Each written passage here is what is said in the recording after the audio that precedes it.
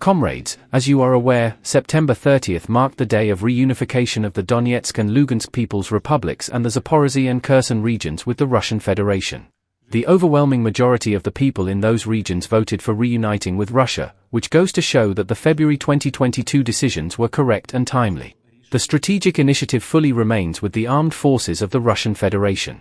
This year, we liberated nearly 5,000 square kilometers, 4,900 to be specific, and 212 population centers. Our soldiers and officers played the decisive role in making that happen. They displayed the best qualities of the Russian military, such as selfless devotion and love for their motherland, a profound sense of duty, military camaraderie, and brotherhood in arms. Please convey my sincere gratitude to the personnel for their daily courage and heroism. I would also like to note the crucial role of the country's defense industry in ensuring the Army's successful operations. Defense enterprises are meeting in full the armed forces' requests for high-precision weapons, missiles, ammunition, arms, and military equipment. Alongside regular deliveries, the development and deployment of the latest means of armed combat are going ahead of schedule. Even though putting up persistent resistance, the enemy is retreating along the entire line of contact. Against this backdrop, in an attempt to show its Western sponsors at least some semblance of success, the Kiev regime is trying to target civilian facilities deep inside our territory. This will not help it. Our goal is to ensure the safety of the Russian citizens, as well as the safety of the strategic sites and civilian infrastructure, including energy facilities. Today, we will review the unfolding developments in the zone of the special military operation and hear reports by the commanders of the groups of forces about the status of the implementation of their missions, discuss pressing issues of supply maintenance, and outline plans for the near future. Let's get to the reports. The troops of the Joint Force continue to conduct active combat operations, advancing along nearly all axes. The enemy has concentrated its main efforts on stabilizing the situation in critical sectors of the front with the aim of slowing our offensive.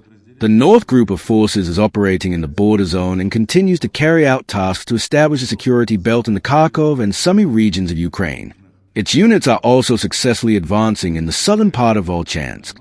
The West Group of Forces is completing the defeat of the enemy in the southern quarters of Kupiansk and is advancing successfully in the Krasny Lyman direction.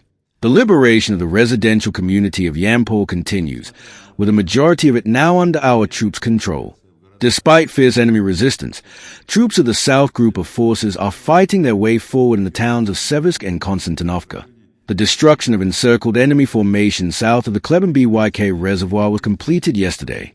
The most intense combat operations are taking place in the sector of responsibility of the Center Group of Forces, along the Krasnoarmeysk and Dnipropetrovsk directions.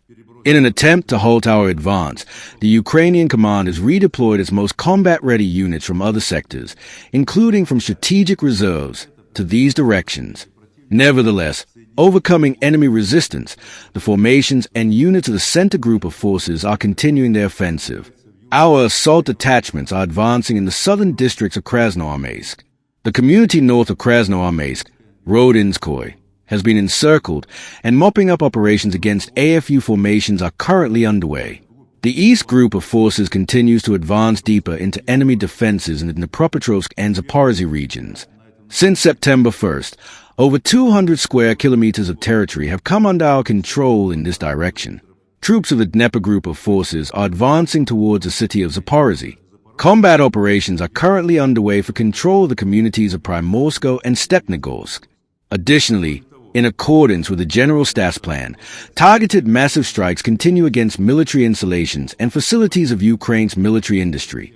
Priority is given to neutralizing enterprises producing missile systems and long-range unmanned aerial vehicles.